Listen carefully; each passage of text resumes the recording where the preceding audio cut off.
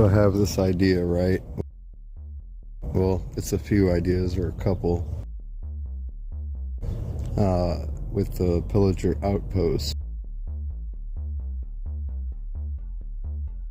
So I've built several different machines that could be configured in different ways and controlled to allow the pillagers to spawn or not, and then you can get the banners. And then I was carting the guys away, well, not with a cart, a water stream away from the spawning spot, and they seem to keep spawning if I moved them away.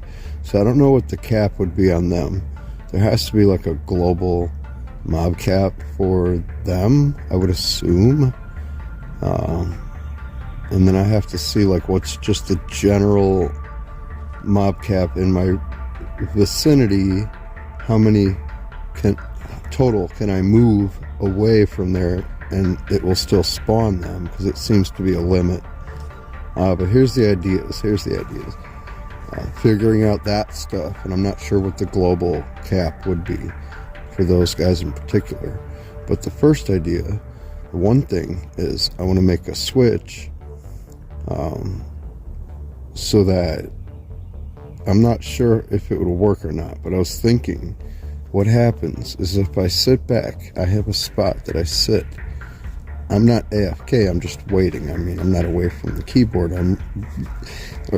There's no keyboard that you're playing on touch, but I'm holding the phone, playing the game actively. I'm not away from anything. I'm not AFK-ing on, mobile, however you would do it.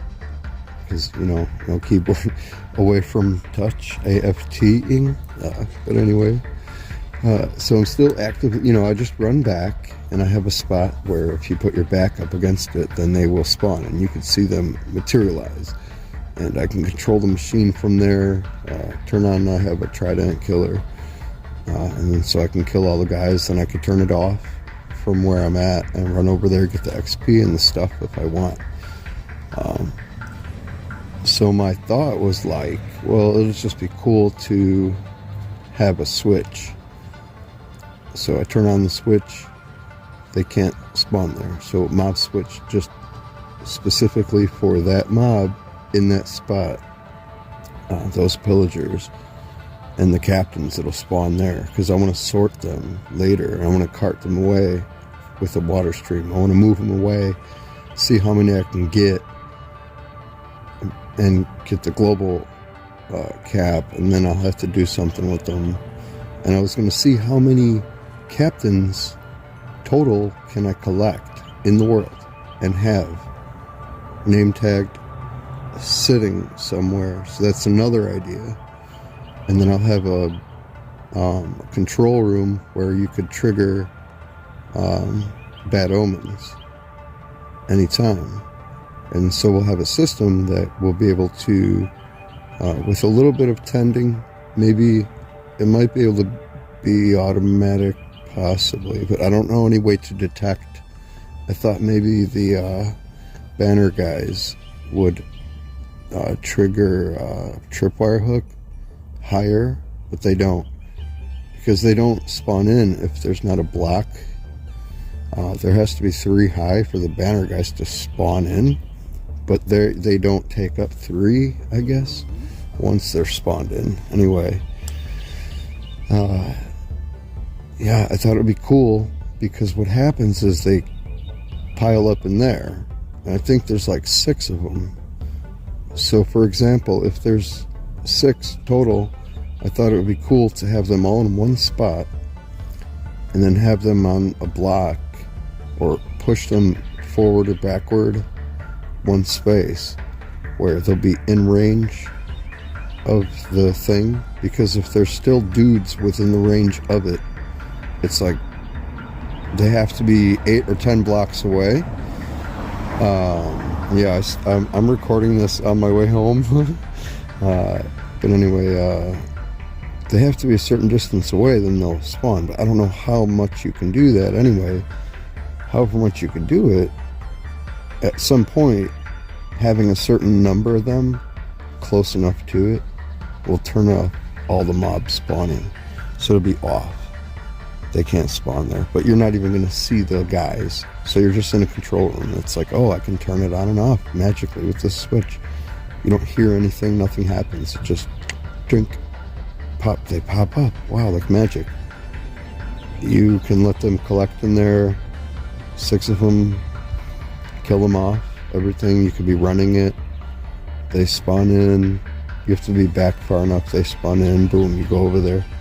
Then at any point you want, you turn it off. They don't spawn in. There you go. So then here's the next crazy thing. Why I wanted to record this, because it all connects to this. How cool would this be? I know how to do it too. I'm going to have a control room where it can have, if there's 6 guys, it'll be 1, 2, 3, 4, 5, 6. So it'll be a switch. And you can control how many mobs, how many pillagers spawn in there at any given time, over and over and over. If you only want 4 to spawn in, that's the max that will spawn in, and that'll be it. If you want it to just be 1, it'll just be 1. If you want it to be maximum, and you can go forward and backward. And how you would do it is you let all, you'll have the guys individually, 6 of them, far enough away where you can move them back and forth individually. Okay, so all 6 of the guys are far enough away where 6 are going to spawn in the thing. If you kill them off and you move all 6 of the other guys forward, none are going to spawn in. You understand? Now that's the simple thing. You move one of the guys back, 1 guy can spawn in. You move another guy back, another guy can spawn in. Now the thing is, say we start with 1. Only 1 dude can spawn in because we have 5 guys pushed forward. Then the other guy, we pull 1 back, and that's all you have to do. So you'll have 2 that can spawn in. And you'll be able to switch it like that. You go to 3. And then if you want to clear the system, we'll have a way to kill each of the guys in each of the little chambers individually, and you'll be able to see number 1, 2, 3, 4, 5, or 6 is or is not there. You can see when you kill them. There'll be like a light or something, whatever, relay, and you'll be able to see that, and individually, or have a master switch that will hit all of them. So you just do that with repeater gates, logic gates, and one-way gates. Yeah, so you let the current come in from one way and from the other way, and it can only go in and then out the output. That way you could have a master switch and individuals. And then if you want to reload the guys down there, you could have a system that breaks a minecart that's sitting there, collects it. You have another one spit out and go underneath in the chamber where the guys are. It picks up one of them and drops them in one of the spots. And then you could direct it from number 1, 2, 3, 4, 5, or 6 with a switch, with a switching mechanism, rails. It'll be a little bit complicated, but there you go. And that'll be really cool. All these little things you can do, like, I could turn the whole thing on or off. I can select how many dudes I want. If I want none, if I just want this many to come in for whatever reason, you want all of them to come in, and then you could destroy all the dudes. So you can get all of them to come in, or you can just have one over and over. As soon as he comes in, I'm going to have a way where he drops down, and I don't want to have him automatically killed. I just want to have one dude drop down and then close the floor. Spawn in another one and see who it is.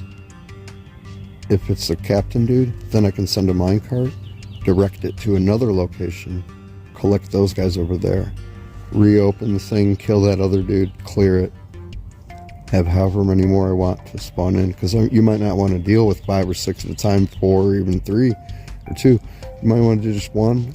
You might be like, oh, I'll just have 2 or 3. And so you send 1 or 2 or 3 minecarts. Depending on which guy gets picked up, you can see them. You'll have glass from your control room, your tower, control tower.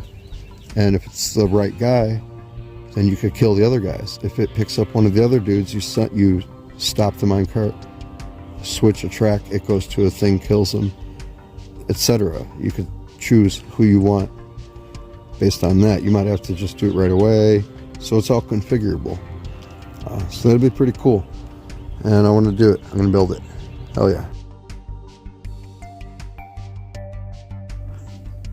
Yeah, so I'm thinking about this, and as I started to record, I realized probably people have thought of much better ways to do this, very optimized, efficient ways, streamlined, specific to the game mechanics, but I don't know much about it. But with the LAs, what I know is now I could run around mining and give them each one of the blocks that I'll be mining out, like diorite, stone, cobblestone, have one for like the basic ores that'll be in that area, and then have those guys running around, and as everything's piling up and my inventory's full, I mean, obviously you'll run by some hoppers that you have set up, maybe a sorting system for blocks, and then they will collect everything and throw it in there. You don't have to do anything.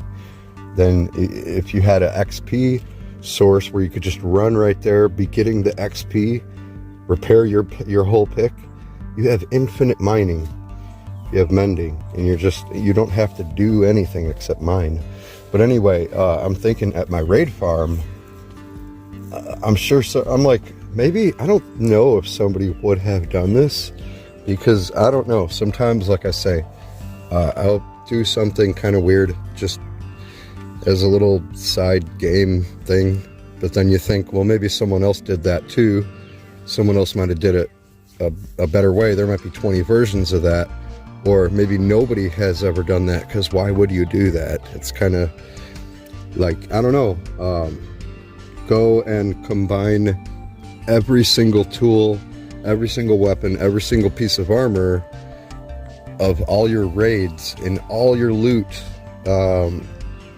and just to see how many you get, and make that kind of a side thing. How many full complete things can you have? Then make a museum and have a label and have armor stands for every single one, and have some of them dedicated to be a display, and some of them a whole entire hall for active use. You could grab them, and we'll have like a weapons cache and a armor and a tools cache, a big storage warehouse area, like a workshop where you could go and grab whatever you need, and then we'll have extra surplus chests, like all full stock, like iron sword, and then a whole bunch of efficiency 2 picks, iron, then all the books and everything. So what I'm thinking is, I'm sure people have used LAs for sorting systems, and the other thing for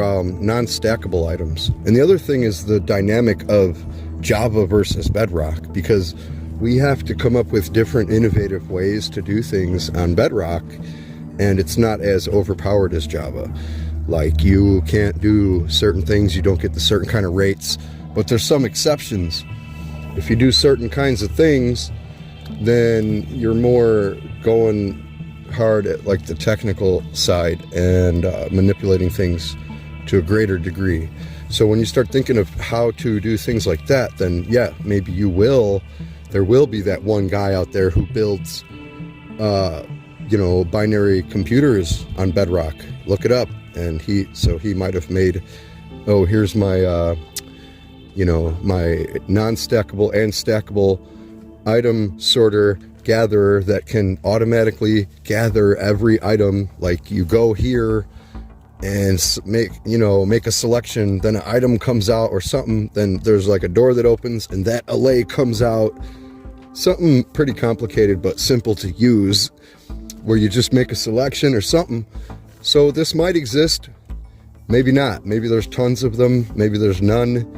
But my idea, the whole point, I'm at all my loot chests. I have like 8 double chests of loot and 2 other ones of all my riches and stuff.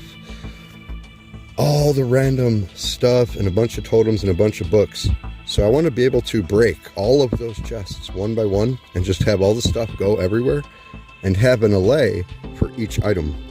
So instead of me going and manually opening each chest, grabbing the items, manually putting them in my inventory, manually going out of the chest, manually turning my guy, moving, opening another chest, manually putting, from my inventory into the chest, closing the chest, moving away, all those operations and things I have to do.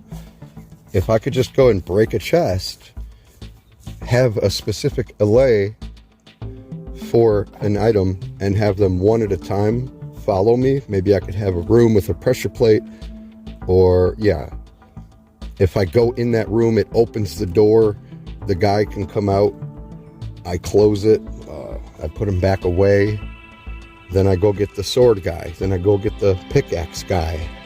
Like I said, there might be a better way to do it. I don't know how it works. I don't know the possibilities yet. I don't know how this technology works. I have just discovered this tech. I'm trying to create this tech myself, because I created this raid farm by just figuring out what happens, and I couldn't learn anything on the internet about it. Couldn't figure it out. All I knew was basics, like a raid will be triggered. Don't even know how close. Don't know how far the villages have to be. I just made it work. But so now I have all those chests, double chests. So I want to make a big room right there and have the allays so that they're secure. And all I do is go select one of them, or like I could break the chest, everything's on the ground. Start from the beginning. Break a chest, everything flies out. Okay, run over here, sword guy, come with me. He gets all the swords. I go stand by the hoppers where only those swords go into that system. There will be a label.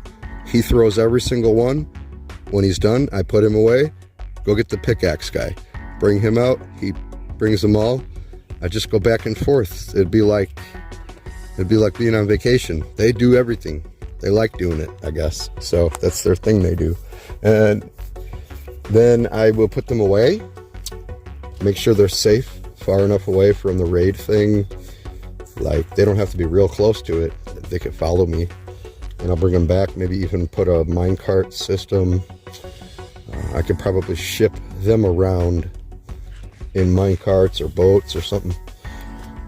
But that's my idea. So then I don't know how it works. I got to figure out, will they pick up enchanted ones? Does it have to be that specific one? Will they just pick up general axes, iron axes? If you give them a diamond pick, will they even do non-stackables? Like, I got to figure all this out and see what I can do. But this is going to be super interesting. So I'm going to be breeding those guys up and duping them and cloning them up and have a ton of them. And also it just reminds me I'm going to be getting a bunch of cats, because they give you feathers in the morning. 20% chance and like a 3% chance it's a feather, or so 80% chance they'll give you a gift, and then it's like a smaller chance. But I'm going to collect feathers that way, so I get a bunch of feathers. That's how I get my feathers. And the raid farm is crazy. I'm going to be able to trade for anything in the game. Now I have a cleric villager there, so I'll be able to get the discounts. Then I'm going to have, like, eventually I want to have maybe 16 of them or more. Like, I mean, just keep adding clerics and unlocking them, then do raids and get the discounts. XP, Ender pearls. Then now I'm going to go to the nether finally, after like years not going, and I'm going to learn 1.16 nether update mechanics and new nether from playing Minecraft my whole life. Not my whole life, the whole life of the game. Steve's whole life. After like alpha and beta. The first thing that I had, Minecraft Pocket Lite. It was junk, but I still was interested to play it on there. Then 1.2.10.2. Dropped, and like that, the survival, I was able to run that on a decent device and everything, and then I played ever since. I'm there now. So playing all that time, knowing everything about Minecraft, playing on Java, playing Anarchy servers, playing on Bedrock, played different consoles and things. They were kind of like, it's okay. I didn't have those consoles though. And I didn't really want to play constantly. I didn't want to try to invest the time in having a whole Windows machine, you know, just for Minecraft. Like, I'm like, at some point, but I don't want that to be my survival thing, because then I would have to abandon my Bedrock on mobile. You can't do both if you go 100% at one of them. So I was like, I never wanted to do that, and I just went all out on Bedrock on mobile. So that's been the thing, and I've been building up and doing stuff. Now I have this world is 12 months old. 750 hours into it already right now, and just getting started, just getting super rich. Got the raid farm and everything like that. So now I have not learned all the newer versions. I updated from 1.11 to 1.14 or 15. Then I went to 1.16, still didn't learn all those. It took me like a year to get caught up. Then went to 1.17, 18, 19. I went from 1.15 to 1.19 beta. Didn't play any of those other versions except a little in creative. And I didn't even want to see all the new blocks. So there's still even new things to discover. I mean, I probably know about every single thing in the game, but now they added 150 new things. And there's a bunch that I don't know.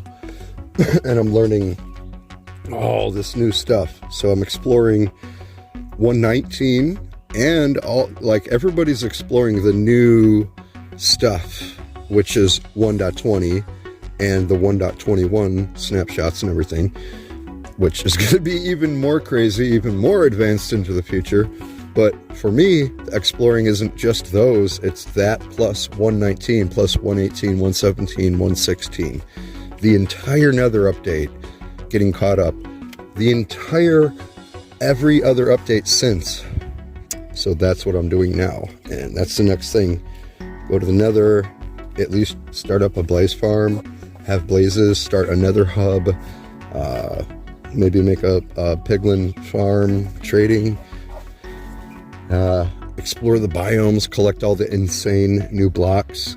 That's why I've been putting it off now, because it's going to be encapsulating my focus and attention. I'm going to be like in awe of everything. It's going to be mind-blowing, and I'm going to be building and designing new things with all that new stuff for ages and ages, like for the rest of my life. So it's crazy. Just to get started on it is like discovering color when the world was black and white and you're a painter, and now you don't have just grayscale, all the shades. You have colors, but it's like 3 colors. Now you have 20 colors.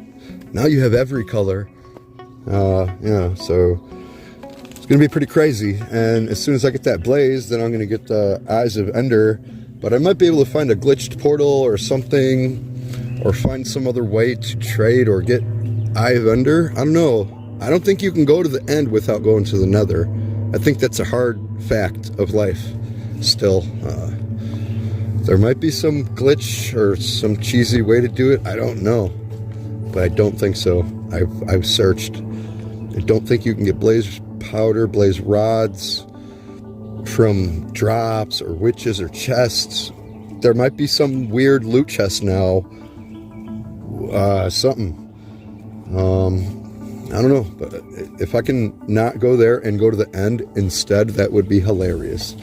So I'm going to go to the end and get some elytras and probably find some more mending books, because I'm going to raid some end cities. I want to get some dragon heads, kill some dragons, get some eggs, maybe try to dupe up the eggs, because there's a dupe.